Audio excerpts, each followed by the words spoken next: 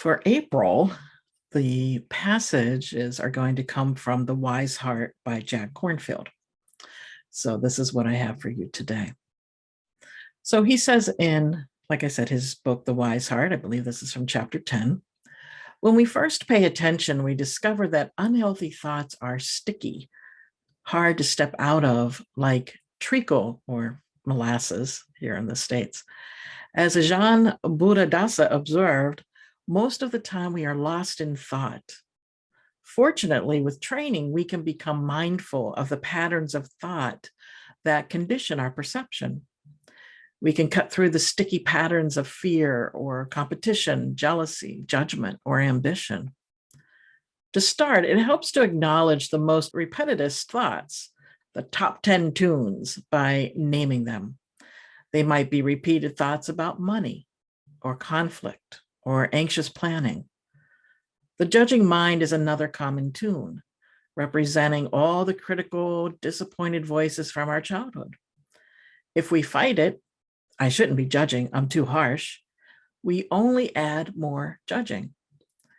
When the judging mind appears, we can simply acknowledge it with an inward bow and say, yes, the judging mind. And as soon as we do, the judging thought loses its power over us. We can even say, thank you for your opinion. Like a sculptor who has many tools, there are a variety of skillful means to cut through the thicket of thoughts. If we are swept away, we may initially quiet the mind by concentrating on the breath, or use a visualization, or the simple repetition of a mantra. We can step aside our thoughts through mindfulness of the body or contemplative walking. We can release our thoughts by reflecting on death, on love, on emptiness. We can begin to look for moments of stillness whenever they arise. Sometimes a teacher can help the whole community find a way to stillness. There was a silence around Ajahn Chah when he sat with us that supported our own steadiness. Zen master Thich Nhat Hanh carries this stillness even as he moves. Periodically, he has come to offer teachings to several thousand students gathered outdoors at Spirit Rock Meditation Center.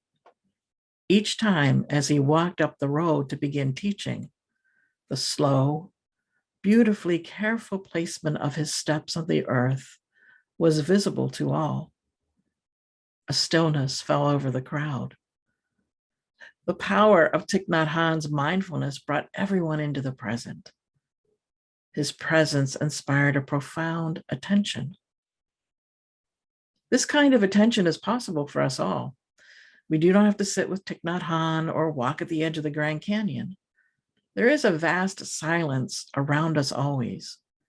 Wherever we are, we can take a deep breath, feel our body, open our senses, and step outside the endless stories of the mind. We can stop. We can rest our awareness in a spacious and compassionate heart. Then we can see thought streams, worries, and images as only one part of a much larger story.